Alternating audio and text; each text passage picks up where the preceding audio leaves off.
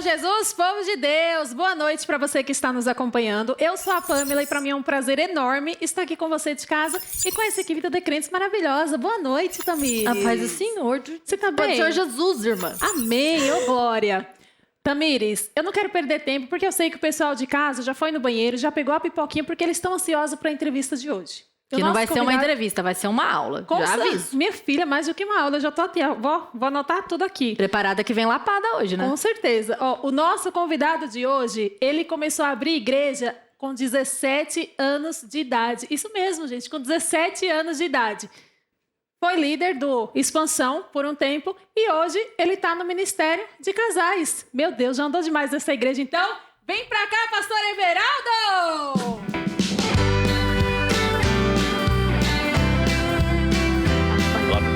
Paz, pastor, tudo bem?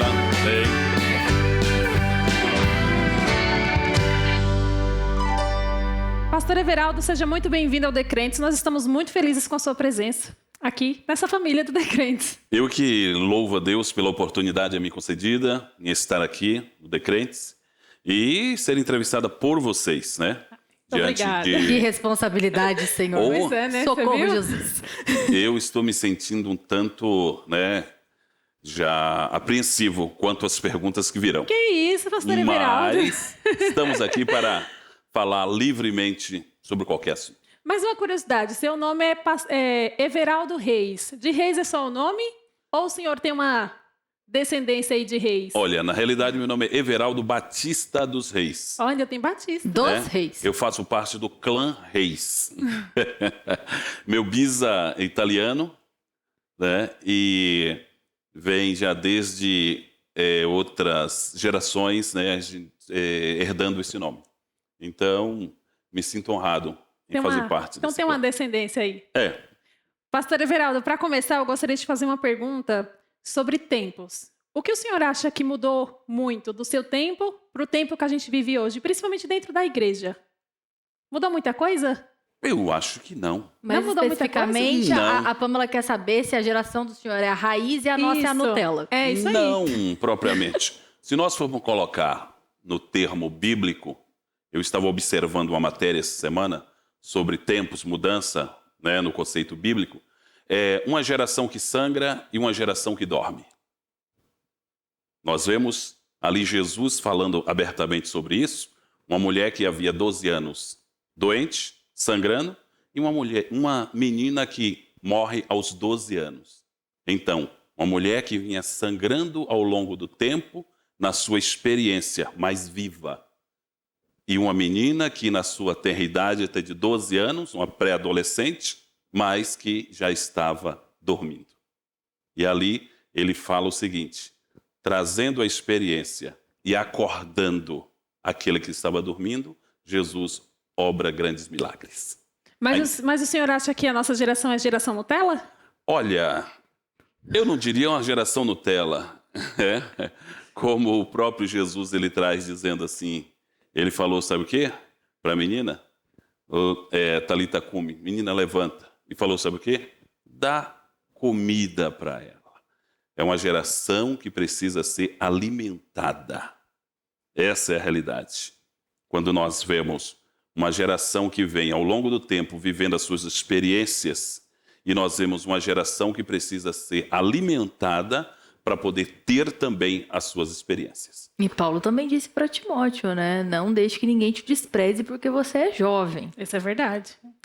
Hoje, o percentual de jovens que estão buscando este alimento espiritual vem crescendo, né, com instrução na base bíblica, crescendo em graça e conhecimento. Hoje nós temos um grande despertamento e, para a glória de Deus, a igreja tem se empenhado quanto a isso. Então, que venha a geração alimentada. Ô, glória. E Eu quero fazer parte dessa geração. E falando em jovens despertos, o senhor começou a abrir igreja aos 17 anos. Muito novinho. Sim. Mesmo antes de batizar. Mesmo antes.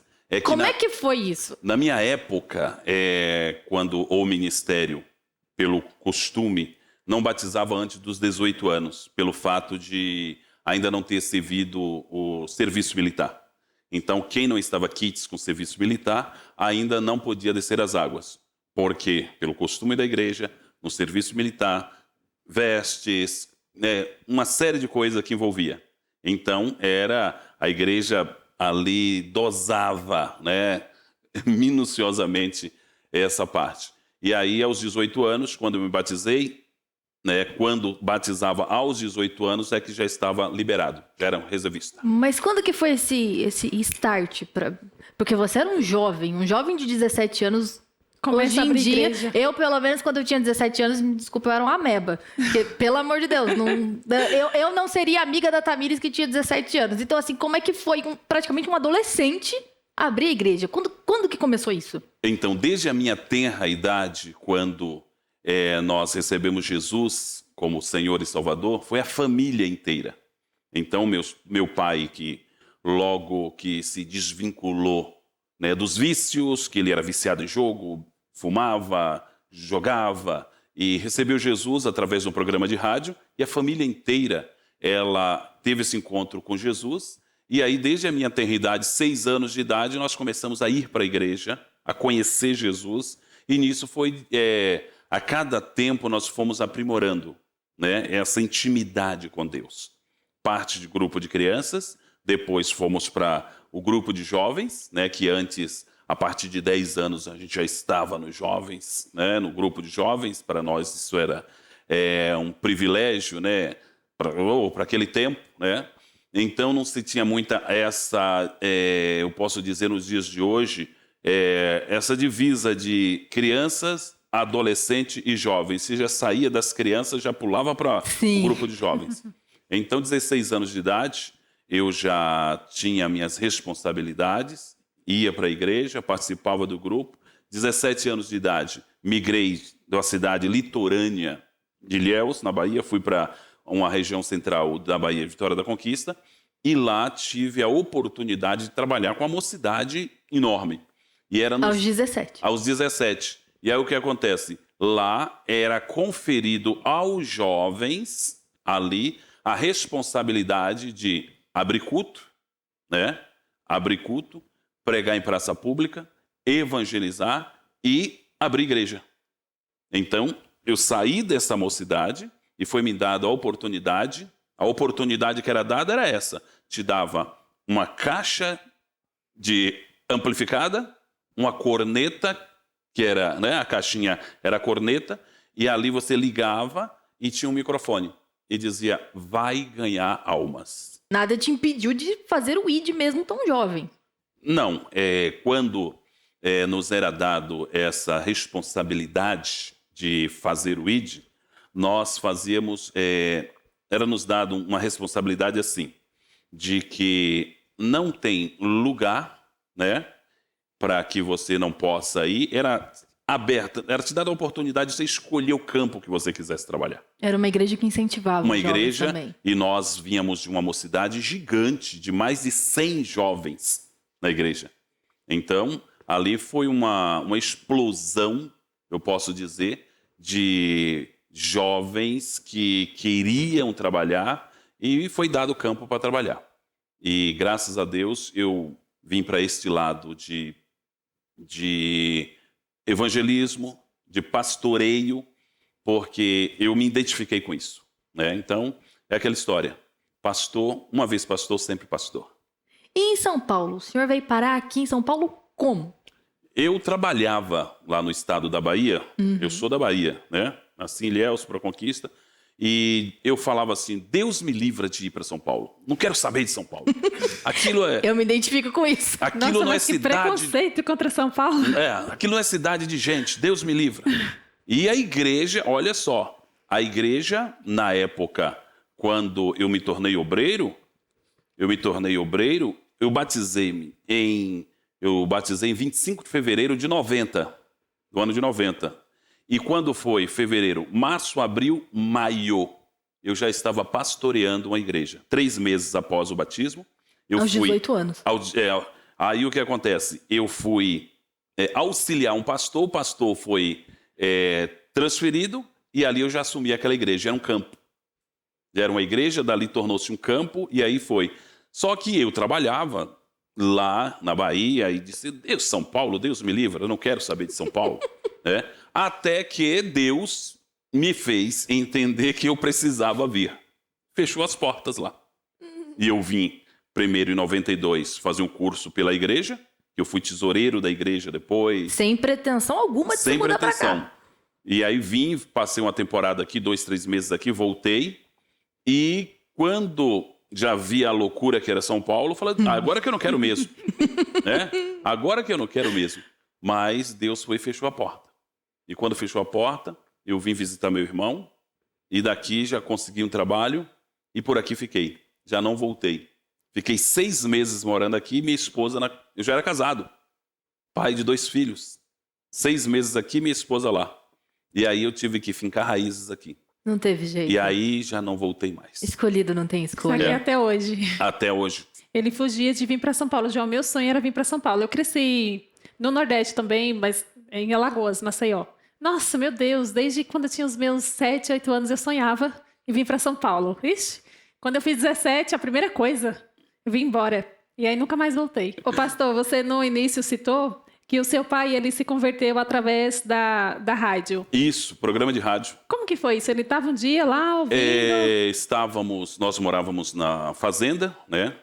Meu bisavô, um grande latifundiário, e meu pai herdou terras também, minha mãe, e ali nós morávamos na fazenda, e um dia pai procurando um programa, um jogo, né, de futebol, que ele era um flamenguista, né, doente, torcedor de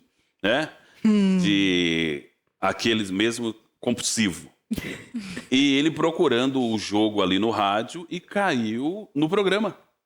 Ele ouviu o programa de rádio e depois ele deixou o jogo, começou a ouvir o programa, e era o missionário, o saudoso missionário Davi Miranda que estava pregando, e ele ouviu aquilo ali, achou interessante, esqueceu o jogo e começou a ouvir o programa. Ô, pastor, mas para você, na sua visão, é pecado assistir futebol? Olha, a Bíblia diz que todas as coisas me são lícitas, mas nem tudo me convém.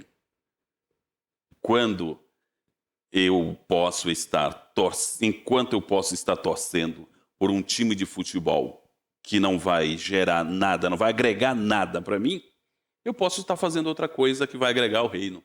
Um estudo bíblico, um bom louvor, né? Uma palavra, algo que vá agregar à minha vida espiritual. Tudo que você for fazer, você tem que analisar, né? Porque a Bíblia fala assim, quer comais, quer bebais, fazer tudo pra glória de Deus. Pra glória de Deus. Você tá lá torcendo loucamente pelo Flamengo, tá glorificando a Deus? Não, não tá. Reflita você em casa, tá glorificando? Eu nunca gostei de futebol, então, na verdade, eu nem entendo. Você já leu os livros do missionário? O livro do missionário, da irmã Ireni? A autobiografia, né? Isso, a autobiografia dele? Do missionário. Isso, olha, isso aí eu rio todas as vezes que leio pelo fato seguinte, que eu queria ter 1/3 da fé que o missionário teve em polir os seus sentimentos a respeito da obra de Deus. É inspirador o livro dele. Nos muito inspira a orar. É um líder, né, que ele nos leva a tomar decisões sérias a respeito de Deus e da sua obra. Você que está em casa nos acompanhando, ainda não leu o livro do missionário, leia, porque olha, eu vou te falar, é um dos melhores livros que eu já li. Nossa, meu Deus. Quando eu comecei a ler o livro dele, eu fiquei assim, ao mesmo tempo que eu fiquei muito emocionada, eu fiquei, sabe assim, meu Deus, esse homem, além de ser muito usado por Deus, era um homem visionário na obra. Olha, sem palavras para esse livro. Esse livro poderia ser agregado àquele livro Heróis da Fé. Olha, tem histórias que a gente termina de ler, a gente torna a ser crente, a sentir o desejo de orar, de pregar, de fazer missões. Então, isso eleva o nosso espírito a Deus. Então, a autobiografia do nosso missionário é um livro que vai somar junto ao conhecimento de muitos jovens hoje que precisa de uma inspiração para se aproximar de Deus. Sim. Mas agora, pastor, voltando para São Paulo, você foi líder do PEG, na época era PEG, Projeto Expansão Jovem, e eu fiquei, me contaram assim por cima, que também foi do Unforgettable. Gente, eu tenho dificuldade de falar essa palavra, do Coral Up. Tá, Como que Unforgettable foi Praise, isso? né? Isso. Nós estávamos pastoreando aqui na zona oeste de São Paulo, Sim. quando nos foi dada a oportunidade, né? O pastor Júnior Rubio, ele estava à frente e nos chamou para poder participar. Eu sempre preguei nos cultos de jovens, né? E isso é interessante de que, olha o que é oportunidade dada por Deus. Nós estávamos pastoreando, recebi o convite para vir pregar, e na pregação ali houve outros convites. Então, os meus filhos, Wesley e a Gabriele, eles decidiram fazer parte também da mocidade. E nisso fomos nos familiarizando. E nós viemos aos sábados, os cultos, e aí, quando houve a oportunidade do pastor Júnior migrar para outro país, então foi nos lançado o convite pela diretoria, para nós estarmos à frente dos jovens. E como foi para o senhor essa experiência? Uma experiência ímpar, pelo fato seguinte: nós já tínhamos experiência com jovens, sim, porque já trabalhamos com criança, né, com jovens, desde a mocidade, fazíamos parte da mocidade, depois fui ser regente de mocidade e conselheiro de mocidade. E quando foi dada essa oportunidade, para nós não tivemos nenhuma dificuldade maior, pelo fato da experiência que nós já tínhamos referente a jovens. Mas a sede mundial é diferente, né? Sim. Não é uma mocidade, é a mocidade. Então, a responsabilidade ali foi muito grande. E quando nos foi dada a oportunidade, Deus foi conosco, né? E fluiu. Né? Fluiu de maneira que não caiu, não desvencilhou nada. Deus foi conosco, oramos, Deus abençoou e fluiu o trabalho. Eu já ouvi algumas pessoas comentando aqui na sede mundial que o senhor foi um dos melhores líderes que passou pela expansão. Então, eu imagino que deve ter sido um trabalho incrível mesmo. E sem falar que o senhor não cuidava só de São Paulo. Era nacional.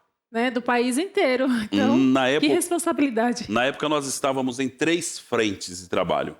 Eu estava pastoreando a igreja, na Zona Oeste, estava com o Unforgettable, e foi nos dada a oportunidade de estar à frente do PEG. Na época era o PEG, né? O Projeto de Expansão Jovem. Sim. Hoje é Expansão. Então, nós estávamos com 3 atividades. Então, conversei com os irmãos de diretoria, abri mão da igreja, né? Do pastoreio, e vim para ficar com os jovens no conselho. Também estava com o Unforgettable e o PEG. Então, o PEG exigia muito viagens, porque tomou uma proporção de crescimento grandiosa que nós precisávamos acompanhar. Então, eu estava, preso aqui na sede com os jovens e não tinha tempo de viajar os finais de semana, porque eu sempre trabalhei secular, né, material, e eu só tinha os finais de semana para cuidar disso. Aí eu ainda fiquei 1 ano com isso, depois eu pedi para que eles fizessem uma escolha de onde eu poderia ficar. Se com a mocidade da sede ou com o projeto. Isso. Então a diretoria entendeu que seria mais proveitoso eu continuar com o projeto, porque a mocidade já estava solidificada. Então o pastor ficou de 2016 a... A mocidade, nós estávamos de 15 a 16. Certo. Aí com os jovens. No PEG... Agora no PEG, 16 a 19, quase 20. Então, já virando para 20. Teve um tempo aí, com muita experiência, aconteceu bastante coisa dentro desse tempo. Os jovens procuram muito o senhor para pedir conselho? Sim, até os dias de hoje, graças a Deus, há uma grande procura de conselhos, de jovens, porque nós tivemos um período bom trabalhando com eles, então eles se sentem à vontade em conversar. E eu sou um tanto aberto para ouvir, porque ouvir é um dom. Existem pessoas que gostam de falar, mas ouvir é um dom. E a Bíblia diz que a melhor coisa é o quê? É ouvir do que falar. Eu falo demais, meu Deus. É melhor ouvir. Então, existem pessoas que o problema dela ali, é simplesmente um desabafo. São pessoas que precisava colocar para fora. Só isso. Se você para e empresta o teu ouvido, o teu ombro, você resolveu o problema dele. Não precisa nem dar conselho. Ele quer falar. Só que não encontra alguém que queira ouvir. Então, quando nós paramos, ouvimos, e às vezes as pessoas falam uma vez, e falam duas vezes, e falam o mesmo assunto, e você fica parado. Aí quando ele, nossa, agora estou aliviado. Resolveu o problema. Né? Às vezes, um abraço é o suficiente. Cura, um abraço cura determinadas situações da vida do jovem. Você dá um abraço nele, cura. Você ouvindo, resolve o problema. E muitos outros, claro, você precisa ser mais inciso.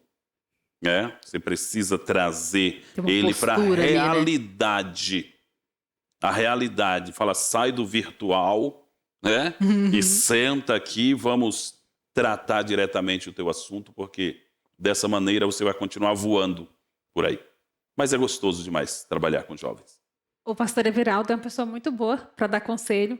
Então, pastor Everaldo, que Deus continue te usando mais, porque eu vou falar uma coisa para vocês. Gente, dar conselho é a coisa mais difícil que tem, porque se você fala uma palavra errada, você mata uma alma. Mas se você também fala palavras certas, você salva uma alma. Então é realmente pedir sabedoria a Deus e falar assim, Senhor, me dá... Porque eu falo para o Senhor, porque assim, nas minhas redes sociais, às vezes eu solto umas caixinhas e eu recebo uns tipos de pergunta que eu olho assim, meu Deus, como é que eu vou responder isso aqui? Sabe? Precisa ser criterioso na resposta. Sim, é pedir sabedoria a Deus para falar assim, Senhor, me dê palavras, sabedoria para eu falar para essa vida, porque uma palavra que eu falar aqui errado, eu mato essa alma.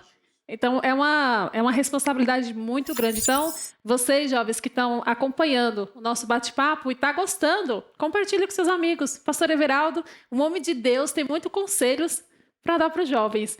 Pastor, aproveitando, antes que a gente saia desse tema, eu recebo muitas perguntas, principalmente obreiros novos aqui na IPDA, e também alguns irmãos, e eu também tenho uma certa dúvida, porque eu não tenho essa responsabilidade que o senhor tem de aconselhar, ou até mesmo trazer um tema para as pessoas que precisam de ouvir, ou uma questão de edificação. A pergunta é, eu encontro muitos desses obreiros que também têm um filho, que nem você mesmo bem disse, tem o Wesley e a Gabriela. Qual o conselho que se daria para nós, aproveitando essa oportunidade que eu tenho hoje, para esses obreiros que estão lá também, como é que faz para trazer os filhos para a igreja sem colocar muito peso, como era trazido alguns anos atrás, tal tudo, para a igreja? Boa pergunta, Cláudio. Excelente pergunta. E nós vemos o seguinte, a responsabilidade que nos é dada, né? A Bíblia diz que nós não criamos os filhos para nós. Os filhos são herança do Senhor. Nós temos uma responsabilidade de gerar, criar e devolver para o reino. E em muitas vezes nós vemos até filhos de crentes que não querem saber de igreja. Não querem, eles vão crescendo e vão se desvinculando da igreja. Porque filho de peixe é peixinho, filho de crente não é crentinho. Né? E outra coisa, Deus não tem neto, Deus tem filho. Né? Quando nós observamos que é necessário o testemunho dos pais falar mais alto do que os próprios conselhos. Quando nós vivemos uma vida que agrada a Deus a ponto de não trazer dúvida para os nossos filhos, nós estamos ganhando eles para o reino. Eu tenho 3 filhos, na realidade. Wesley, Aislan e Gabriele. E graças a Deus nós não tivemos um pequeno trabalho com eles, porque nós, além do testemunho que nós que nós damos para eles, nós temos sido inspiração para eles, nós também inserimos eles na igreja, inserimos nas atividades. acompanhando os cultos, vigília estava lá, colocamos nos grupos. Então, nós inserimos ele no conceito de crescimento na igreja e, graças a Deus, não tivemos nenhuma surpresa, para a glória de Deus. A Bíblia diz assim: ensina a criança no caminho em que deve andar, que ainda quando ele vier a crescer, ele não se desviará. Porque desde a tenra idade que ele absorve a palavra, o conhecimento e o testemunho, ele pode ir onde quiser ir, mas a palavra está dentro dele. Se ele se desviar da igreja, ele vai sempre lembrar dos princípios que ele adquiriu com os pais e na igreja onde ele congregou. Eu sou testemunho disso, porque minha mãe me criou dentro da igreja e na minha adolescência eu quis dar uma de rebelde. Eu quis dar umas voltas, eu não aprontei coisas, nossa, absurdas, mas é o que eu sempre falo, eu era da igreja, mas não era igreja. E só aos meus 18 anos que eu fui ter um encontro real com Jesus e tudo aquilo que a minha mãe e meu pai me ensinou desde pequenininha, floresceu. Então, assim, às vezes os pais, eles... mas o meu filho não tá na igreja agora, que não sei o quê. Mas você criou ele dentro da igreja? Você é exemplo dentro de casa? 1 hora, meu filho, vai dar fruto. Eu acho que eu vou congregar lá na sua igreja, pastor Everardo, para eu aprender mais, porque... Tem uma frase de um padre franciscano que diz assim: pregue o evangelho. Se precisar, use palavras. Porque o teu testemunho de vida fala mais alto do que a tua voz. Isso cabe para casa, para a vizinhança, para teu trabalho e para a igreja que você congrega. Para a vida. Isso é verdade. Onde eu moro, quando eu passo, as pessoas, elas... É engraçado que eu não ando com a Bíblia embaixo do braço, mas quando eu passo, as pessoas sabem que eu sou crente. Aí tem uns abençoados que ficam lá no parque, aí eles falam assim, deixa a irmã passar. Aí eu fico assim, gente, como será que ele sabe que eu sou irmã, né? Mas é isso que o senhor falou, né? É o que Jesus disse, vós sois luz no mundo e sal na terra. É verdade. A alegria nossa é quando alguém olha para nós e vê Deus na nossa vida. O brilho de Deus, ele reflete em qualquer lugar. E você andando em meio às trevas, a Bíblia diz que quem pode apagar uma candeia ou ofuscar o seu brilho? Ainda que tente, se colocar debaixo da mesa, ela brilha. Se colocar no chão, ela brilha. Mas a candeia ficou para estar em cima, para iluminar toda a casa. E isso é o brilho de Deus em nós. E a sua esposa, o senhor conheceu? E, aliás, e como que o senhor sabia que ela era a mulher certa para o senhor? Olha, o lado é o seguinte, faça a escolha. Ame alguém a ponto de fazer a escolha e não se arrepender. Quando nós oramos nesse propósito, ela era filha de pastor, era filha do pastor, né, da igreja que eu congregava, e nós começamos com esse envolvimento de jovens, de trabalho, de evangelismo, de oração, e houve um despertamento de sentimento, e nós começamos a orar, né? Começamos a orar. E meu sogro, na época, o pastor da igreja, então, isso calhava mais ainda a responsabilidade, porque namorar a filha do pastor, né?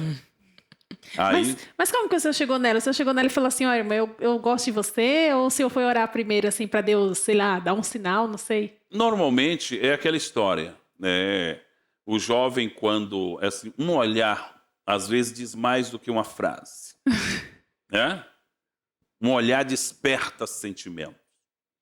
E começamos a nos olhar, a conversar. Nós tínhamos liberdade para conversar dentro da igreja, pelo fato seguinte, porque no nosso tempo de jovem era um tanto mais trabalhoso, porque não saía sozinho, não andava na rua sozinho, não pegava o ônibus sozinho, se um subisse, o jovem estava lá, tinha que descer no ônibus, imagine a situação.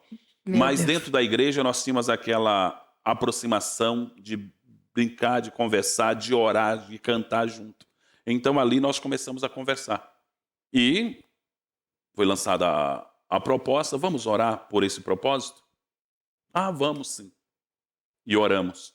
E na igreja, como ela era filha do pastor e conforme os costumes da nossa igreja, era 1 ano para namoro, noivado e casamento. Se vira. Se vira em 1 ano. E aí o que acontece? Eu fui falar com o pai dela e ele foi bem preciso na resposta, porque eu falo para os jovens, cuidado na hora de fazer a pergunta. Cuidado pelo fato seguinte.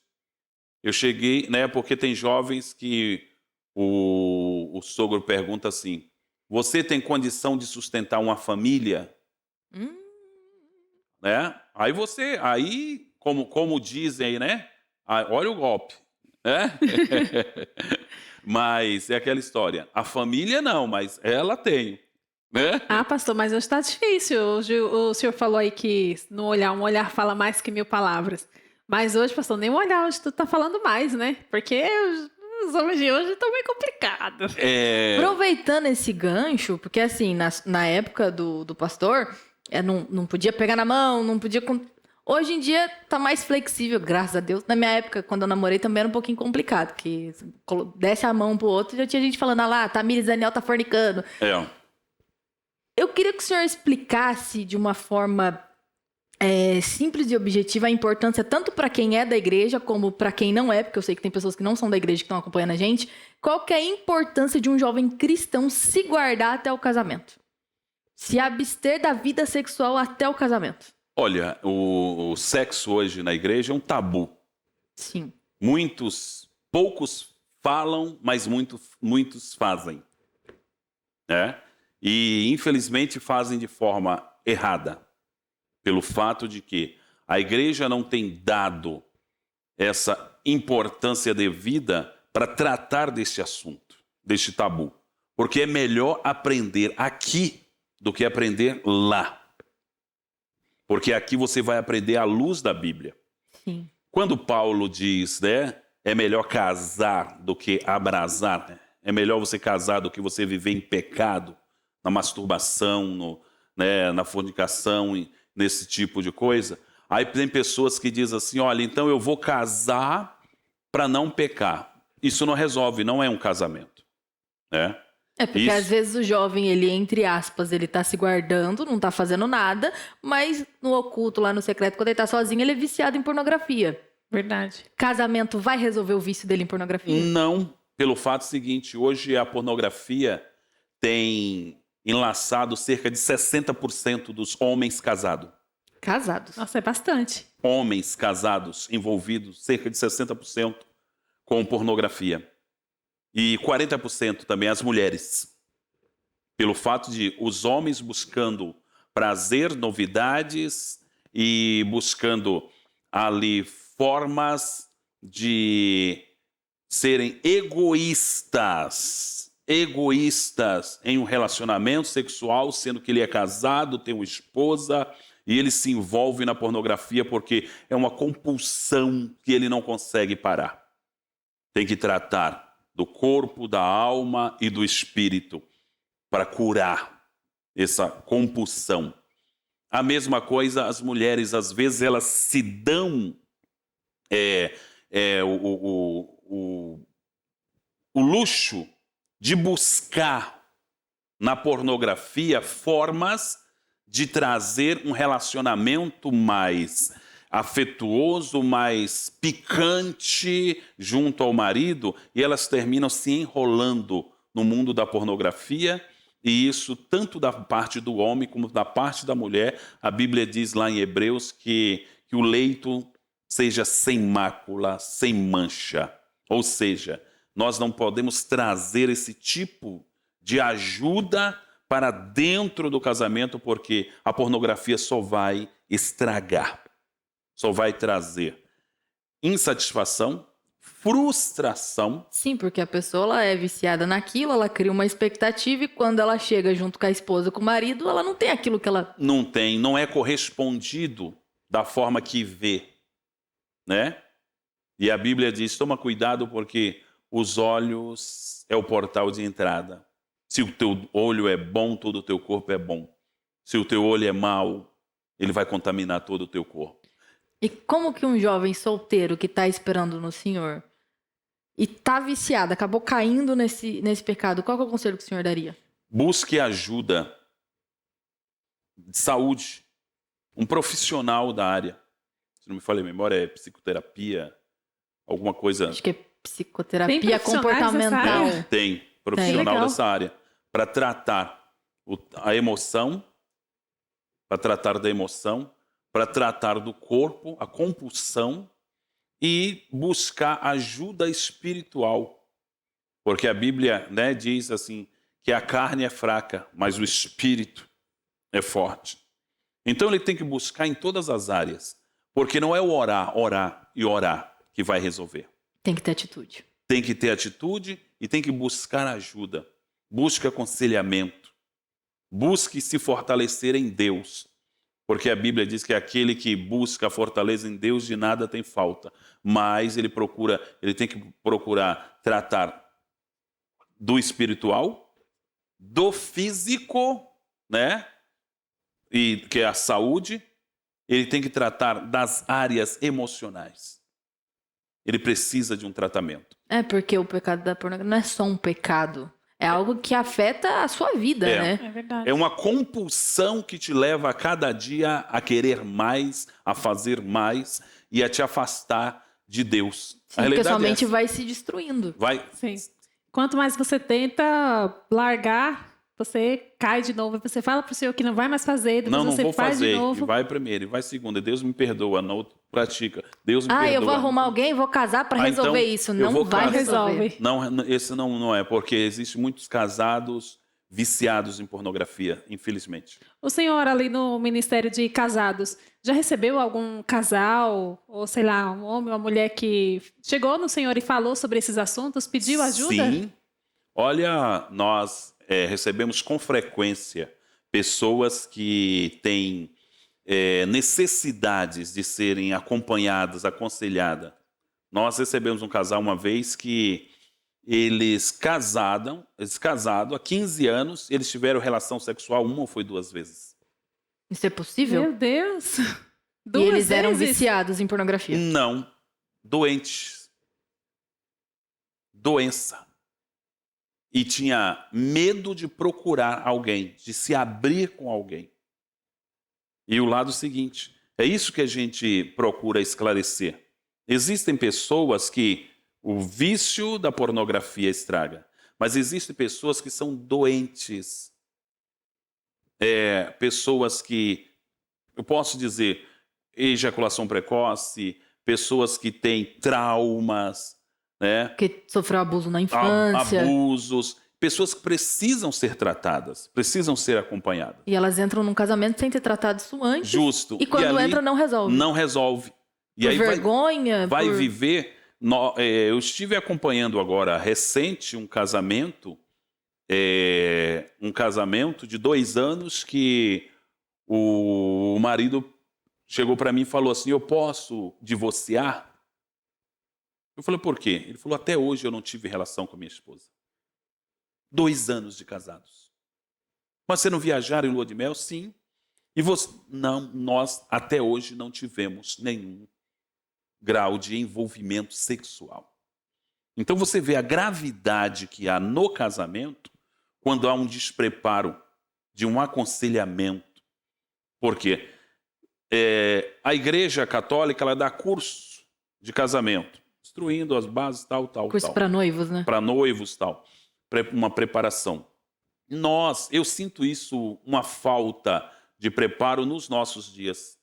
De um conselheiro trazer o jovem, senta aqui, vamos conversar.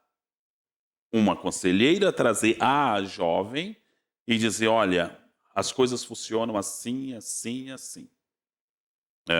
Para quê? Preparando para o matrimônio, preparando psicologicamente para o coito, preparando para uma vida marital, para uma vida de família.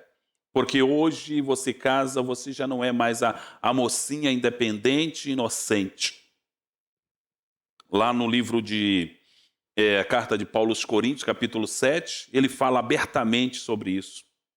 né? Abertamente, Paulo fala a respeito do casamento, de que não pode um dever ao outro, né? Pague aquilo que lhe é devido, porque você agora não é mais sua, você é dele. Você não é mais seu, você é dela. Então escolha Porque- bem quem você vai casar, viu, Pamela? Ah, com certeza. Escolha a ponto de amar o suficiente para nunca se arrepender da escolha que você fez. Mas para te ajudar a fazer essa escolha direito, Pamela, Lá a gente vem vai ela. fazer uma dinâmica rápida aqui com o pastor. Explica para ele como é que vai funcionar, Pamela. Pastor, a dinâmica é o seguinte: perguntas e resposta, mas tem uma regra. O senhor tem que responder rápido sem pensar. Bom, Bora lá? Responde com 2, 3, 4 palavras assim no máximo. Sim ou não, talvez, não sei. E vamos ver no que vai dar isso aqui, hein? Bora lá, primeira pergunta, pastor. Namoro à distância é missão possível ou missão impossível? impossível. É aceitável mandar um bom dia abençoado para alguém que você já tá interessado? Sim, Qual o maior erro de quem está começando o namoro? Esperar um sinal divino ou perguntar para a melhor amiga? o erro é você perguntar para o amigo.